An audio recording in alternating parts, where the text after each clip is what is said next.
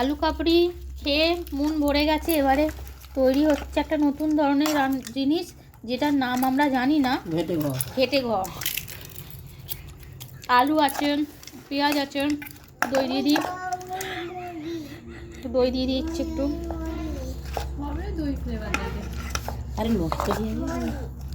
আচ্ছা, আমার টক জলটা এখনো বাকি আছে। দেবো না, আমি টক জলটা খেয়ে নিই।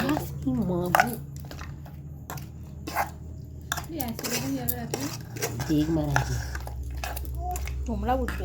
আচ্ছা, আমি না বলেছি টক জল খেতে হয়। তুমি এত করতে বলেছো, খাও। না গো, খাই দিলা গো আমাকে, রক্ত সব পেঁধা দিয়ে খাই যাই। ও বাবা ভালো লাগছে। মুড়ি দিয়ে ভালো লাগছে? মুড়ি তবে তেল আছে। আচ্ছা আচ্ছা, আছে মুড়ি আছে, সব আছে। দিল এখানে ওই মুড়ি আছে।